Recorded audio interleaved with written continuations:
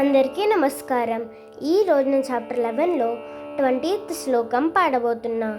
ధ్యావా పృథివ్యోరిదమంతరం హి వ్యాప్తం త్వయైకేన దిశస్త సర్వాః దృష్ట్వాద్భుతం రూపముగ్రం తవేదం లోకత్రయం ప్రవ్యథితం మహాత్మన్. దీనికి అర్థం ఏంటంటే, దివి నుండి భువి వరకు గల మధ్య ప్రదేశమంతా మరియు అన్ని దిశలలో కూడా నీవే వ్యాపించి ఉన్నావు.